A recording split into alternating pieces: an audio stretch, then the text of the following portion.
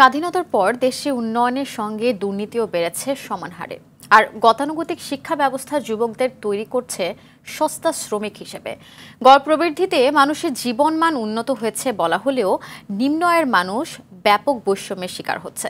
সকালে রাজধানীর ধানমন্ডিতে সিপিডির কার্যালয়ে অর্থনীতিবিদ ডক্টর রেহমান সোবহান ও অধ্যাপক রনক জাহান সম্পাদিত বাংলাদেশের ৫০ বছর শীর্ষক বইয়ের মোড়ক উন্মোচন অনুষ্ঠানে এসব কথা বলেন আলোচকরা।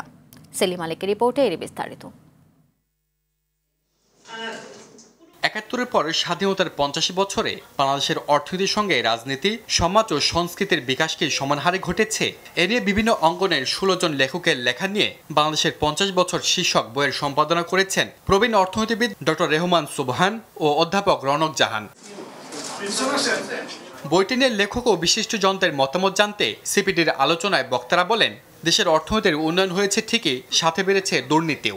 বাংলাদেশে আমি দেখেছি যে স্টেবল করাপশন ইকুইলিব্রিয়াম, এবং স্টেবল করাপশন ইকুইলিব্রিয়াম ভাঙার জন্য রিফর্মের যে উদ্যোগগুলো নিতে যাবে, তার বিপরীতে যে শক্তিশালী যারা গ্রুপ, তারা এতটাই শক্তিশালী এবং এতটাই ঐক্যবদ্ধ, সেটাকেও ভাঙার জন্য রাজনৈতিক সদিচ্ছা দরকার। ৫ দশকে বাংলাদেশে যে ইকোলজিক্যাল ইনজাস্টিসটা আমরা দেখেছি, এটা কলোনিয়াল টাইমস, যেটা ব্রিটিশ এবং পাকিস্তান দুটো মিলে সেই সময় যে ইনজাস্টিস হয়েছিল তাকেও ছাড়িয়ে গেছে। সময়ের সাথে উন্নত হয়নি শিক্ষা ব্যবস্থা, ফলে সস্তা শ্রমের ট্র্যাপে পড়েছে দেশের যুবকরা।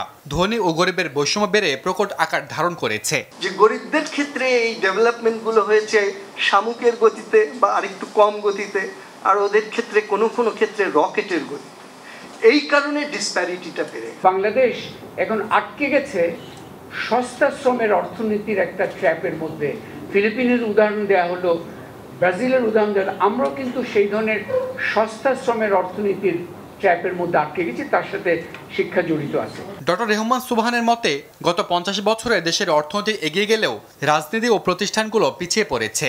সব সাউথ এশিয়ান কান্ট্রিজের মধ্যে গোলমাল আছে, because there are many parties contesting with each other and খুব আনস্টেবল পলিটিক্স হচ্ছে এখানে।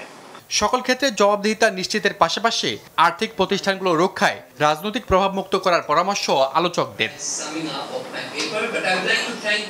সেলিম মালিক, RTV, ঢাকা।